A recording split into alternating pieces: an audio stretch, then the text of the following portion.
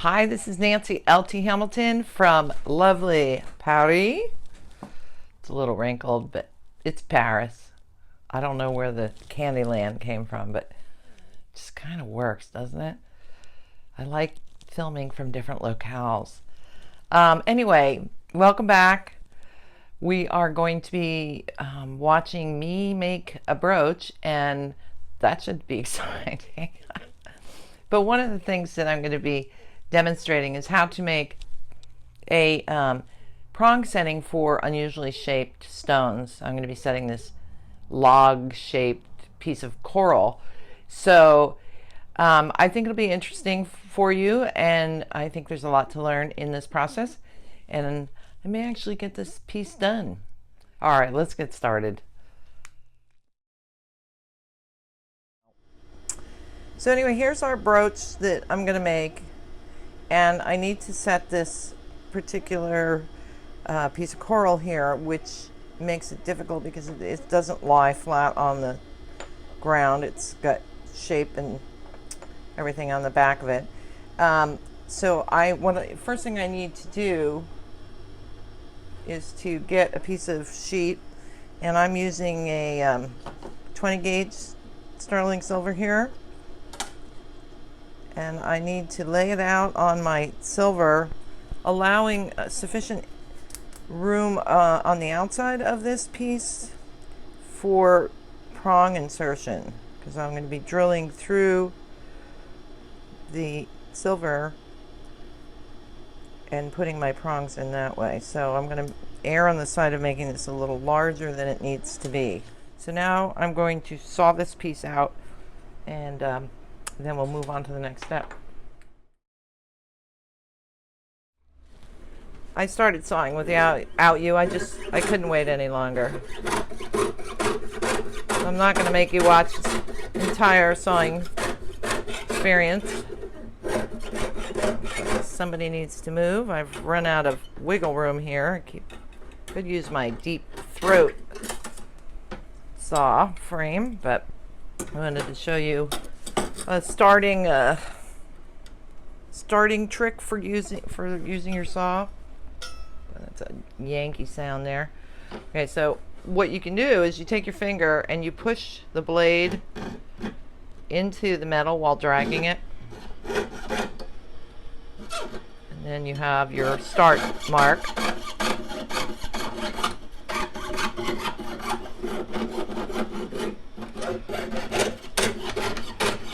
This is exciting, huh? By the way, I have really bad sawing technique. I like to hold my saw frame off to the side like this. You're supposed to hold it straight. So don't do what I do what I say. Especially if you're starting. I got into this. It's a bad habit, and I apologize to Thomas Mann.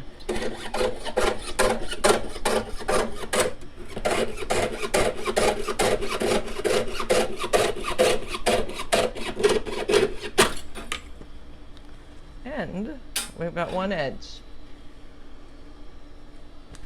I'll see you back here when I finish sawing this out. So here we have our sawn out piece. What I'm going to do is tape it with my little masking tape here onto the backing plate so that I have a firmer view. Actually, before I do that, I'm going to remove the Sharpie. Well, it's not a bad idea to use some sandpaper on it anyway, because it's got this little edge on it, but we're going to be doing a bunch of filing, so it's not that big a deal. And I'm taking the ink off so that I can see my new marks clearer. So let's get her in position.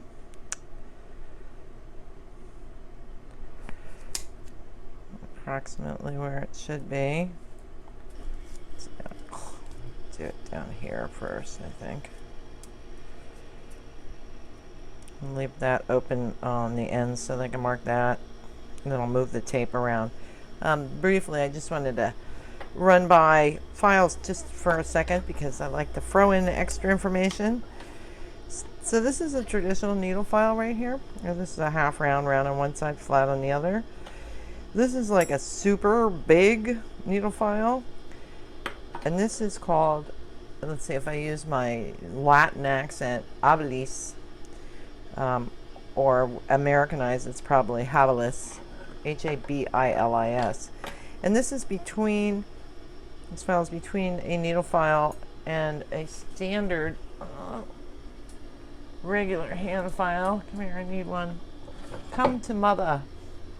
Now this is not a great example, but see how they're a step in the middle between the traditional and, traditional needle file and the larger hand file. So they're nice files to have. They're small enough to actually get in and work smaller places, but they're big enough that they can remove a lot of material. You usually get them in 2 cuts, 0, 0 for double aught, and that's got 18 teeth per square centimeter, or 25 teeth per square centimeter, and that number is a 1. Is that right? A 1. I don't want to tell you the wrong information. 1 cut. So, you know, it depends on what you want to do with the file. If you're into removing a lot of metal, the double aught would probably be the way to go. I think this is probably a 1. Might even be marked on here. Oh, I'm a lying crazy woman, as you all well know. It's a double aught. So, and this is from Glare. What is it? Glerdon Valorbe. Oh my God, definitely not a French woman. Okay, so I'm going to shut up and start filing. Actually, I'm going to start marking where I'm going to put my prongs so that I can start filing.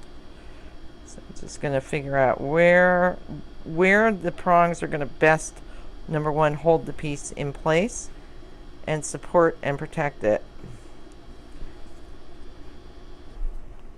I just do one down here. And let's see, we don't want it sliding around. I think I'll sneak one in there. And one back here.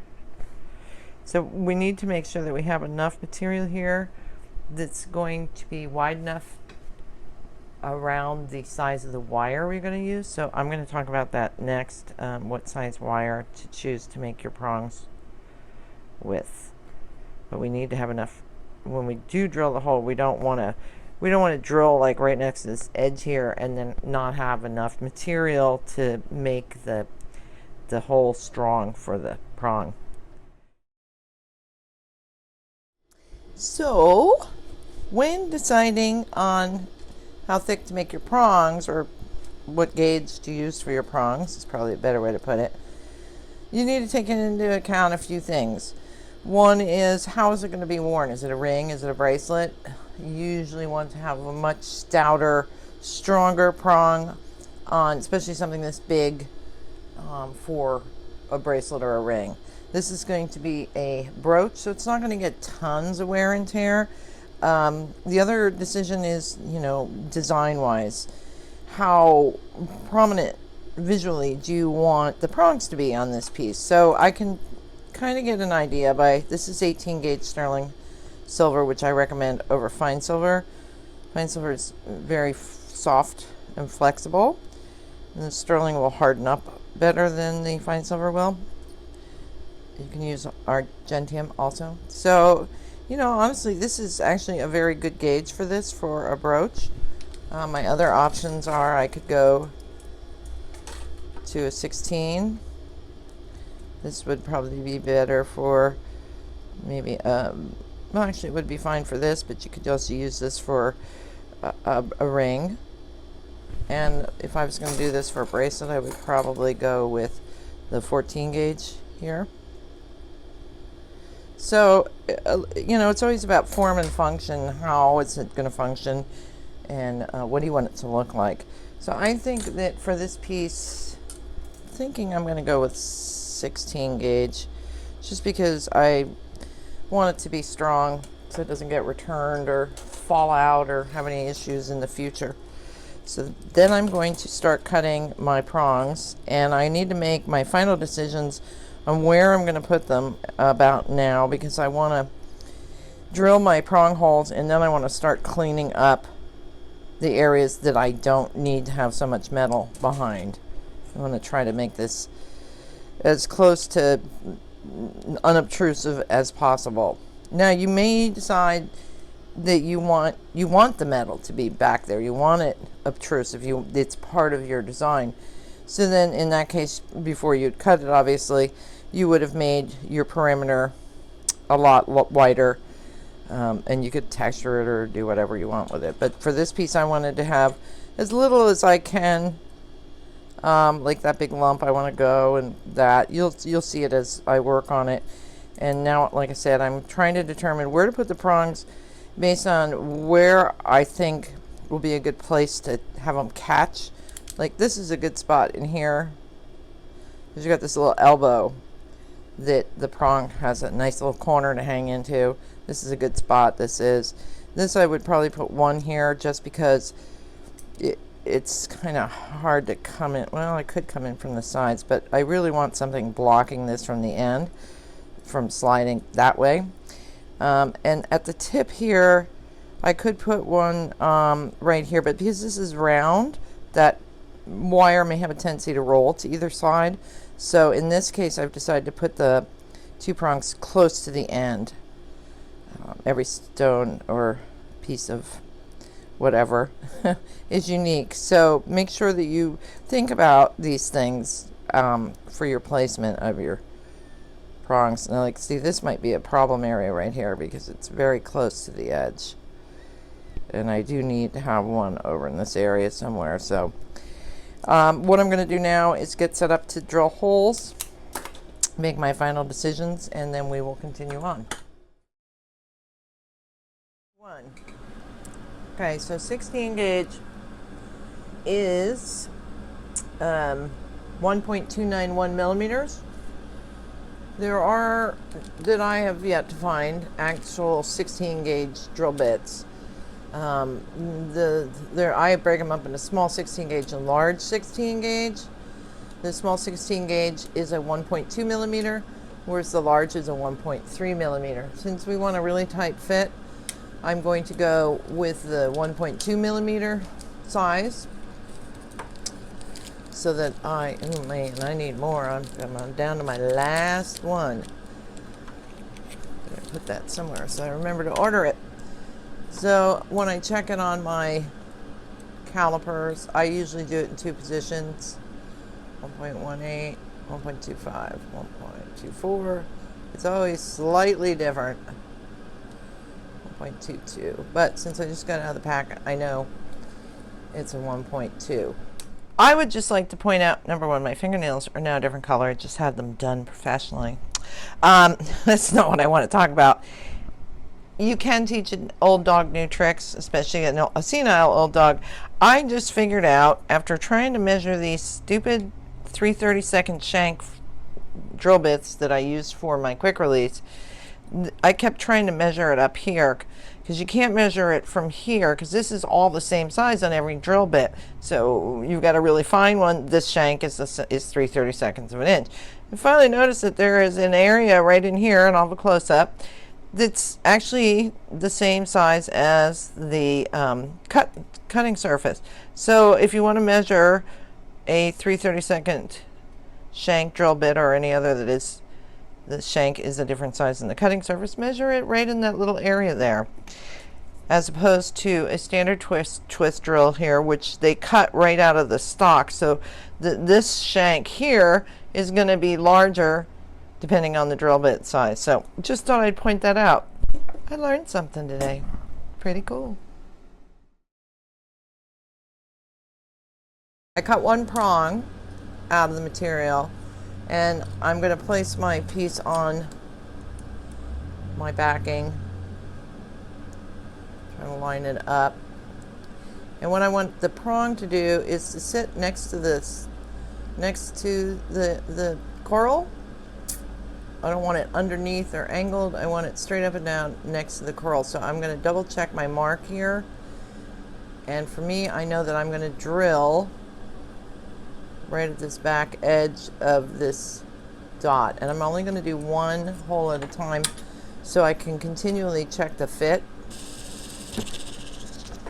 So this should be tight, a tight fit. Might even be so tight that I can't get the prong into it.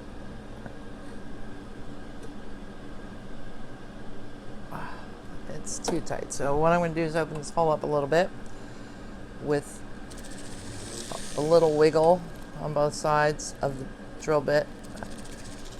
And I'm going to check. Don't do a lot because you can definitely open it up too far. So this is just a, I would like this tighter, but at least it's staying in place. So now what I want to do is, I like that little hole there, that'll fit in there, is put my piece back on. Now I'll drill my second hole, and I want to make sure that it's going to be in the right place.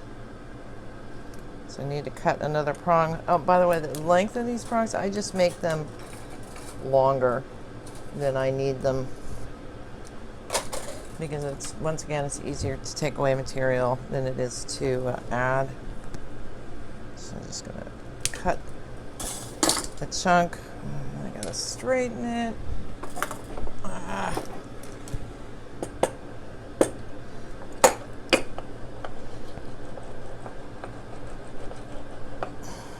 That's good enough for now. So what I want to do is place this on the mark I made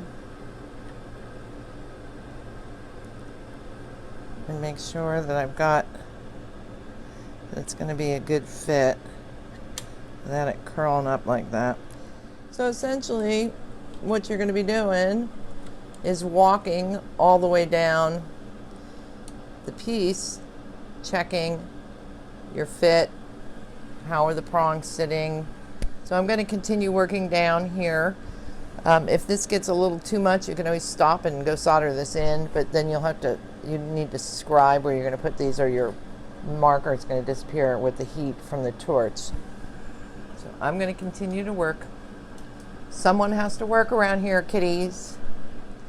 So I would like to correct myself. I was talking about when drilling to open the hole up a little bit, to do like this, and I made the holes too big. So what I didn't mention in the video is that what I found is if I just go in and just in a small circle, see how my hand's just moving around like that, cut a few times, test, and then go back in, and don't make that big arc like I did, especially when you're, I mean, the big arc is fine if you're trying to open up a much bigger hole, but it was not beneficial to me, so I thought I would share that. This is a much better fit. It should be difficult to get in, and there's no wiggling around. So this is where we are on our pronging up here, and I've got 3 more left. So you get to watch me work really fast.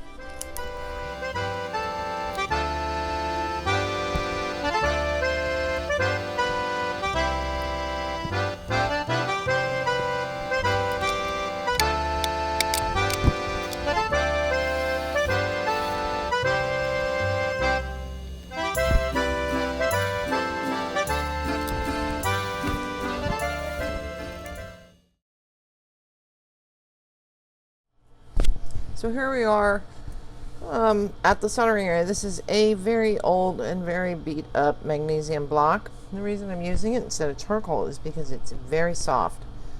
You can push things into it like that. So it's really handy for when you need to push things into it. So I'm going to put the last peg in here, prong, whatever.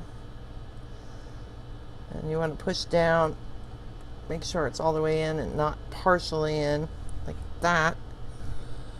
So if I can get it in there. All the others went perfectly, but that one's going to be tough because it's the only one I'm doing on camera. So now I'm going to flux everybody, and you can tell the metal's clean. It's not the flux is not balling up. The two I've already soldered. I'm going to go ahead and flux again, just in case the solder reflows. It just will flow more around it.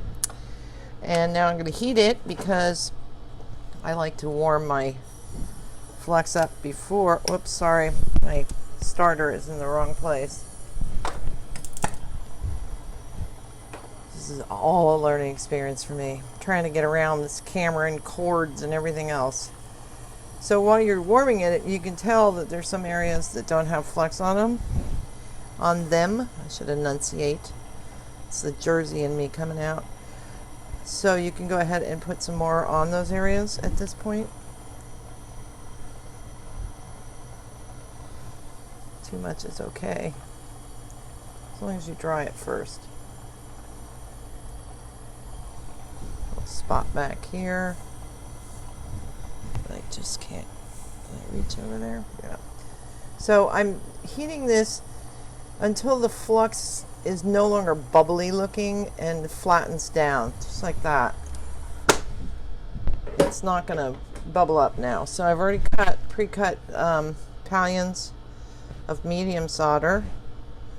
I could do hard.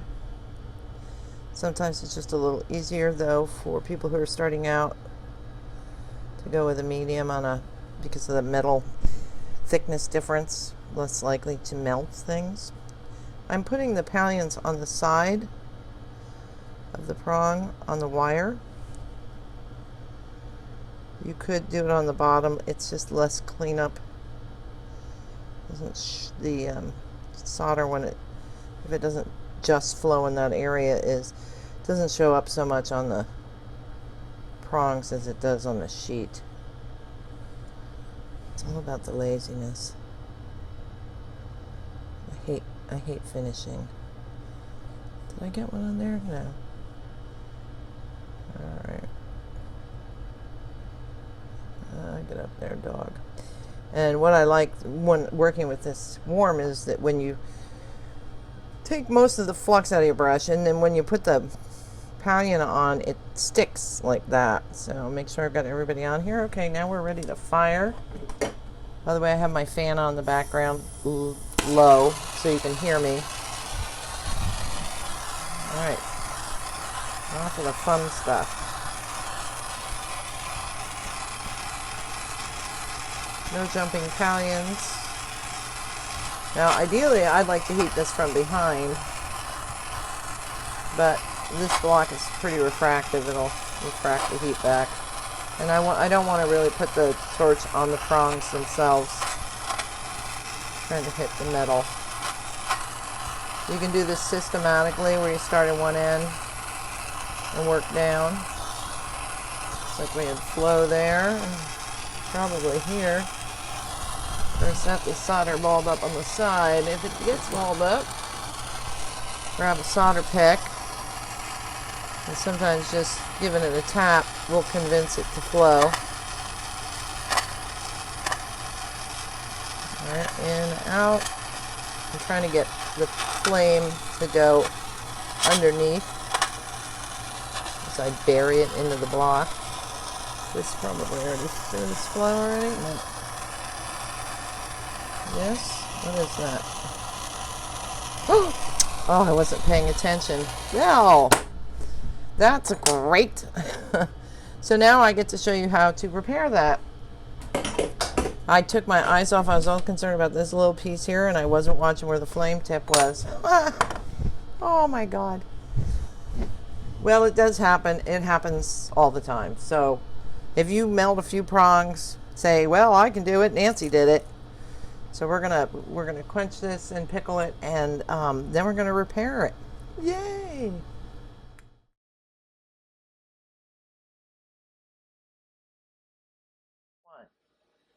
So the first thing you want to do is check to see if you can salvage the prong. I can't. If I cut this off, this ball of molten disattention off, I'm not going to have enough. I really want that prong up over the bend, the curve of the stone a little more. So I'm going to have to take this off. So first thing I'm going to do is trim it down on both sides. And then I'm going to file this flat. Sanding disc would work great here. I would start with rough and then go to medium. And then what I'm going to do is use my DAP, and I'm going to DAP a little hole right in the center of where the wire is. Go in with the seam, drill bit, the small 16 gauge, and drill this out and try to not make the hole too big.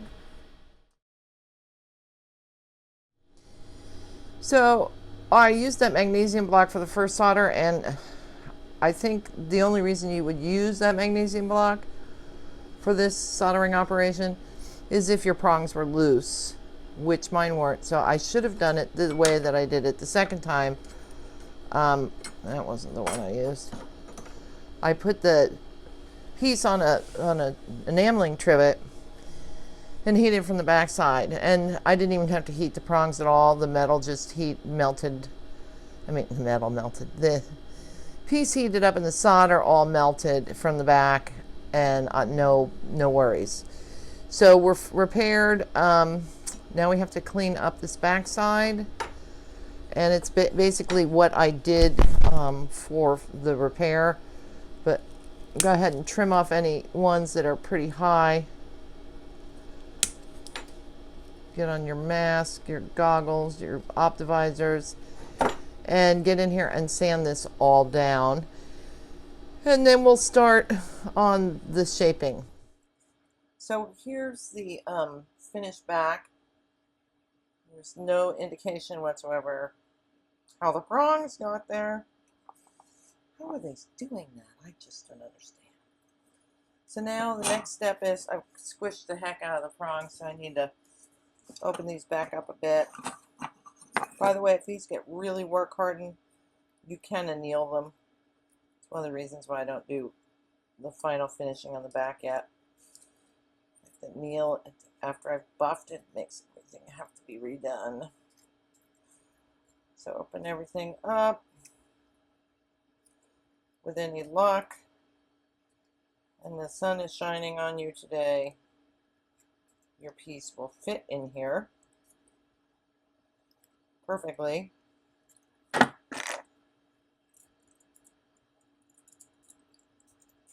there. Turn on your side. Behave. No, you're not turning on your side. No, you fit. I've already had you in here once. Okay, I've got touchdown in 3 spots. The only spots that'll touch, so this fits. So now what I need to do is go in and build some symmetry into this via filing.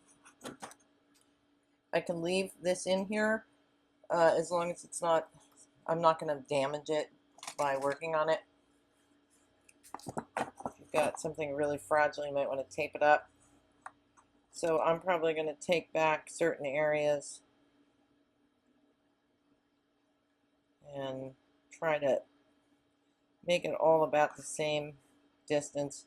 Be very careful about not taking too much area off around the prongs, because that can really make them weak.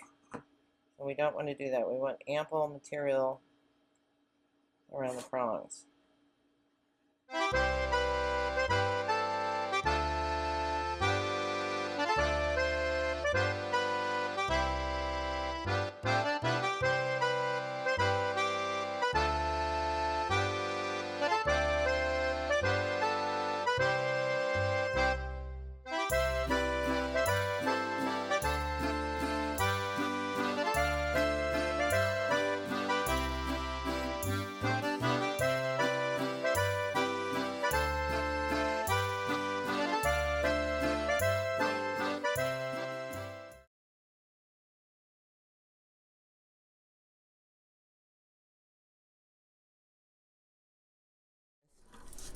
So now I'm going to set the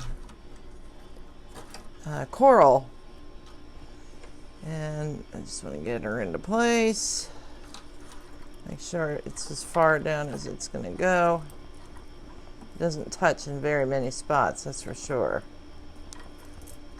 It's got 3 main contact points. So that's in place, and it's going to be very difficult for me to set because it's got a pin back on there, which is kind of in the way. But the first thing we're going to do is cut prongs. So I want these just a little bit over the hump where it starts to curve. And you can do this one at a time if you want, or you can trim them all and then do the cut burring part. So I'm going to cut burr the tip of the cut prong.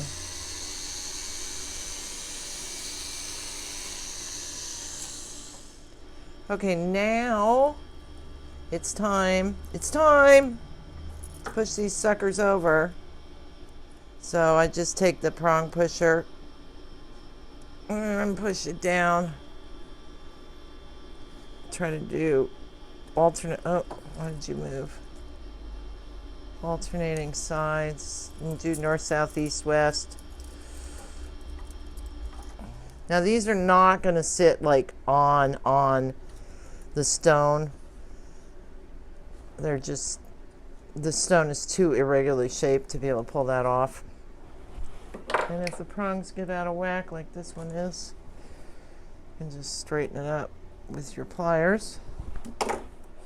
So I'm going to sign this, liver it, and show you the finale, the yay, it's finally done result. So I don't know about you, but I'm tired, and I am so glad this brooch is done. Here it is. I'll have a close-up of it. We did a good job, guys. It's finished. And here's the back. I have cat fur all over my fingers, as usual. The lock seems to work pretty well, although I don't know if I'll ever do it again. So I just wanted to show you the result of our work, and thank you for coming. Don't forget to like. It shouldn't be that hard to just tap the button or click on it or something. Really helps keep us moving here. And subscribe, that would be great. And then you can find out what's going to happen next. So visit me on Facebook or nancylthamilton.com for a lot more information. Thank you, thank you, thank you. Buenas noches, or should I say au revoir?